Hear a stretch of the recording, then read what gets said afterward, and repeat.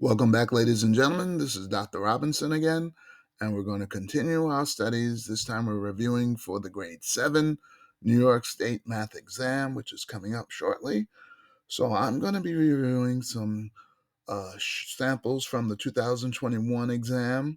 This is my show number 2 for 2022. You might want to check out show number 1, where we just focused on inequalities. So if you need help with your homework, there's always dial a teacher homework helpline at 212-777-3380, Monday to Thursdays, 4 p.m. to 7 p.m. Give them a call. They're very helpful people.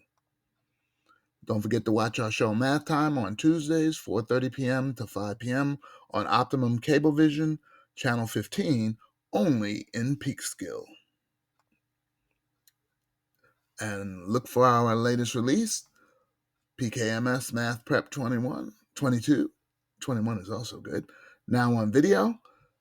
Check out our other YouTube videos. My channel name is Dan Robinson, PKMS. Subscribe to our channel. Help us to get to our next 1,000 subscribers. And give us a thumbs up if you like what we're doing. Write me a comment. I do write you back. You can tweet me at drobmath1. All right, let's get down to business here. So I have my questions in Spanish as well as English for my ELL students. So Clara goes miniature golfing. She pays $7.50 for an admission ticket and $6.25 for each round she golfs. Now in my class, when you come to a period, you should stop and go back. So let's underline some important things. So she's paying $7.50 for something called admission ticket. That means she's getting in to the place, and she's paying $6.25 for each round of golf. Okay, the total, and that's one of our vocabulary words we should know, so something's being added.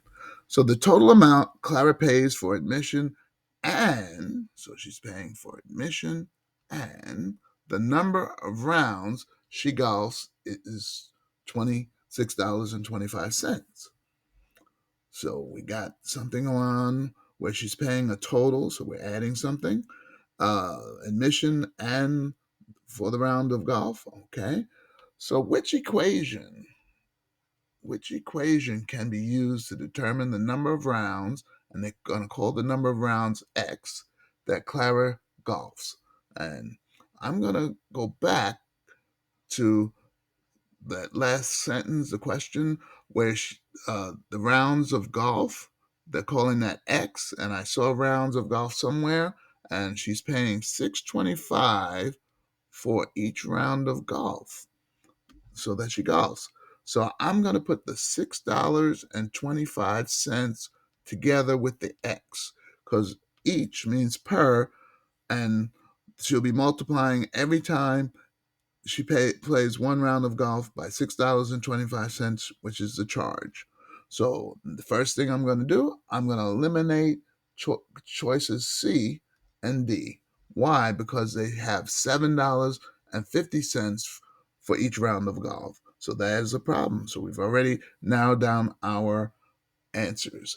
Then I'm going to also go back to the word total, because they said total. What is she paying for? Admission and the number of rounds of golf. Well, I'm going to get rid of letter B, because they're subtracting for some reason the admission, because they said total. Total means you got to add. So since you're supposed to be adding, I'm going to go with choice A, because that is adding. There is the equation or the admission for each round of golf she's playing, plus the admission of 750, giving a total of $26.25. So I'm going to go with choice A, and that's what we got. So I hope you understood that. I just basically used the words against the question. So that's a good way to deal with the problem. So remember, look at your vocabulary so that way it'll help you deal with the question a lot better. All right, here's question number 9. That was from one of the state tests. And Jordan prepares 200 name tags to use at a meeting. And again, let's go back. highlight what was important. So he's got 200 name tags. The number of each color of name tag is described below. Okay, so there are some colors they're describing. So it says 35% of the name tags are blue. And then it says 3/8 of the name tags are yellow. Then it says all of the remaining tags are red. All right. Well, how many tags of Jordan's name tags are red? So they're looking for red name tags. How many? So we got a choice here. So let's try to make some sense out of this. And I'm going to use a little example for the first one that you might like. If I know the 100% is all of the name tags and 35% of them are blue, so I'm just going to subtract that just to see which percentage is not blue. So 100% minus 35% is 65% are not blue. So they could be either yellow or red. But then it says 3/8 of the tags are yellow. Now, let me get my calculator up because I want to turn that to a percent. If you forgot how to turn a fraction to a percent, all you got to do is take your fraction, and 3/8 is my fraction, and I'm going to multiply it by the magic number, which is 100. That's how you change a fraction to a percent. And let me simplify that a little bit with my simplify button because I can keep simplifying. And this is the calculator that they'll be using on the state. So I recommend you use that other calculator that your school will probably give you. And it's a little bit better. You don't have to keep worrying about the simplify button. So now I got it reduced down to 37 and a half, which is really 37.5%. So, and that is really what they're saying is yellow. So these are yellow. Now, wait a minute. I noticed 35% are blue, and it says 37%, we just figured out, are yellow. 37.5% are yellow. Let me add that up and see what total percent we got because we only got three colors. So let me clear that. 35 plus, and let me back up, 35% plus 37.5% adds up to 0.72 if I want to, which is decimal. So I forgot my calculator does nice work. So I'm going to multiply that decimal by 100 to change it into what it is. It is 72.5% is blue and yellow. Now, why is that interesting, Dr. Rob? So, well, I'm going to go back to what I started with. 100% is the whole thing. And that represents all 200 tags. It says 72.5% are blue and yellow. Well, I only got one more section of this. So I'll take let me put another line. Here's blue, and here's yellow. So that means I'm only left with red. So that's the remaining section. So let me take this 100%, which is my, okay, I don't know why it's not working.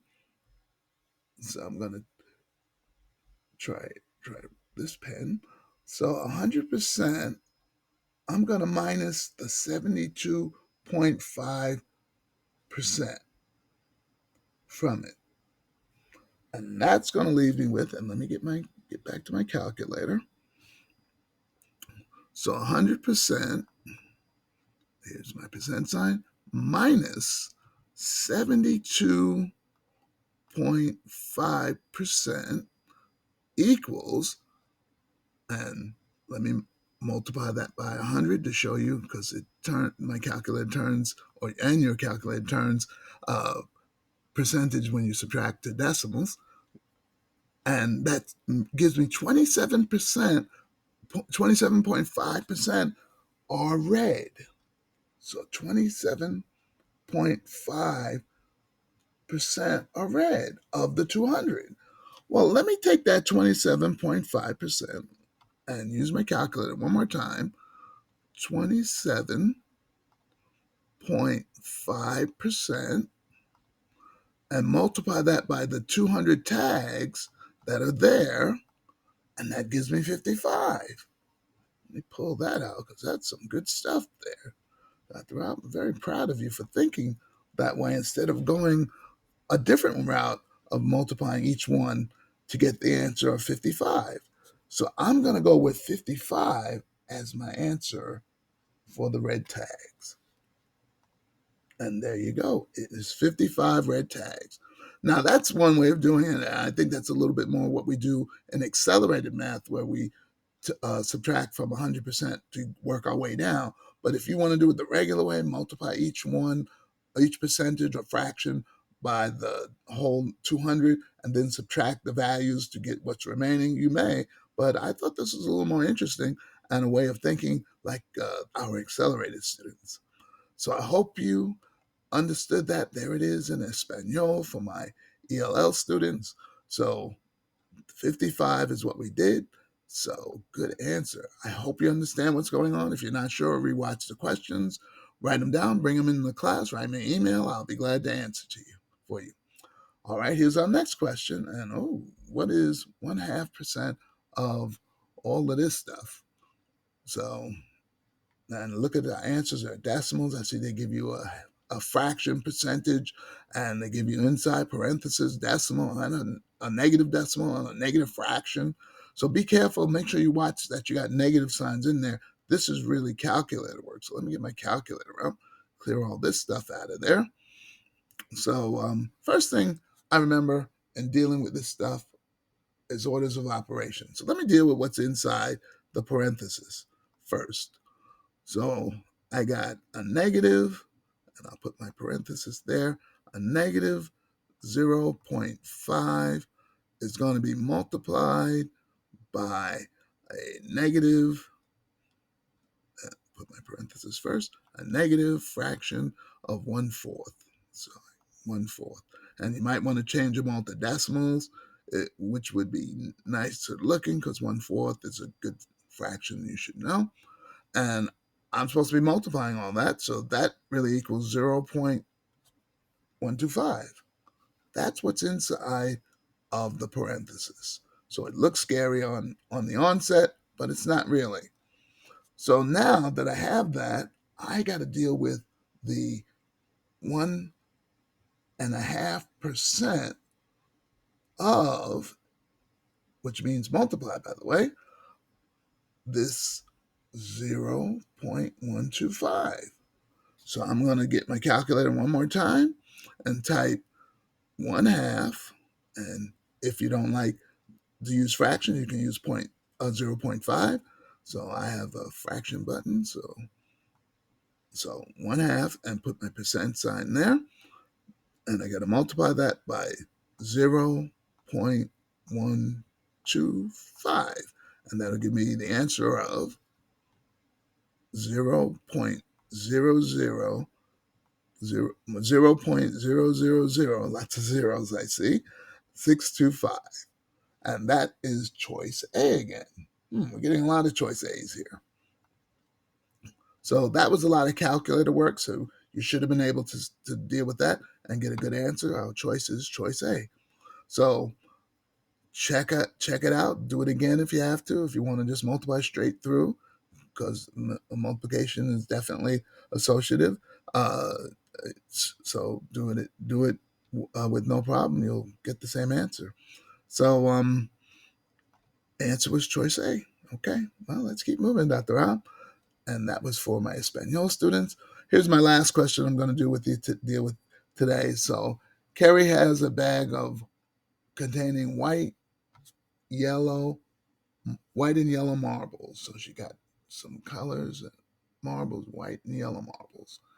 Carrie randomly selects one of the marbles. So she's going to not look and select one marble from the bag and record the results and return it to the bag. Okay, so she's doing something which is called replacement. In other words, she's putting it back. She's taking it out, but putting it back in so it doesn't change the number of marbles in the bag. The result of the first 65 selections are shown below.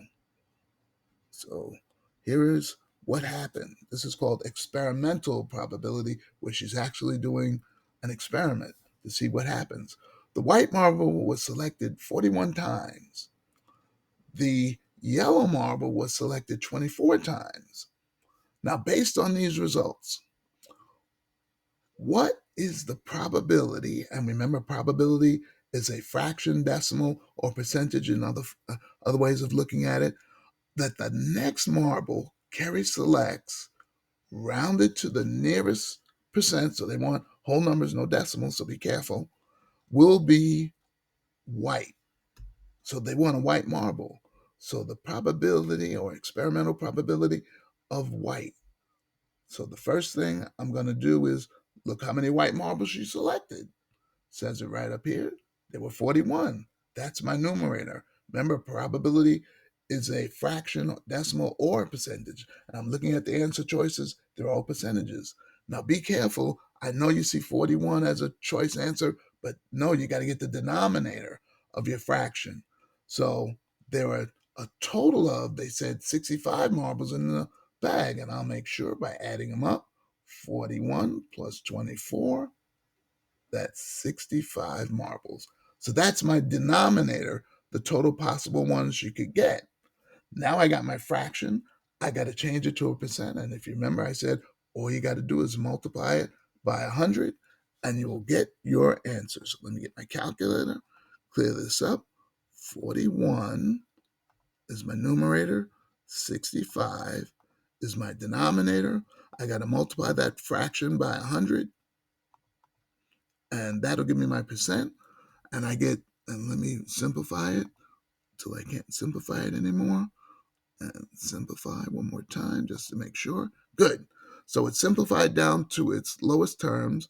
And let me just do one more thing. Second, F arrow D, I want to change my fraction to a decimal so that way I can round real well, because it says round to the nearest whole number.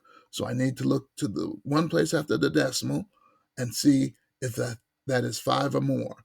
And if it's not, I can just get rid of it because I see it's a 0. So I can get rid of all of these numbers here and just leave my answer at 63, which is choice D. So there's my percent. I'm going to choose choice D. Okay, and there it is. So that was a good question. Little probability, never heard anyone. So there it is in Espanol for my students. So take a look at what was asked so that way you'll understand what they wanted you to do, and go back and watch the video if you have to. So I hope you understood what's going on, because guess what, ladies and gentlemen, that's the end of the video. If you need help with your homework, there's Dial a Teacher Homework Helpline at 212-777-3380, Monday to Thursdays at 4 p.m. to 7 p.m. Give them a call. They're very nice and helpful people. Watch our show Math Time on Tuesdays, 4:30 to 5 p.m. on Optimum Cablevision, only in Peekskill on Channel 15. Don't forget, my YouTube channel. My channel name is Dan Robinson, PKMS, Peekskill Middle School. Subscribe to my channel. Give us a thumbs up. Let us know what we're doing. Write us a comment. I do write back. I'd like to know what can I do to help you out even more. Check out our latest release, PKMS Math Prep 22. Very good movie, good soundtrack too. You can tweet me at drobmath1. If you would like some more information on the stuff we were just doing, write me at drobinson at at peakskillschools.org. I'll be glad to send you a worksheet on this information. Good luck on your exam. Buena suerte en los exámenes. I know you're going to do well because you've been watching my tutorial videos. Thank you so much for watching. So this is Dr. Rob signing off. I'll see you next time. Keep watching our videos. Bye-bye.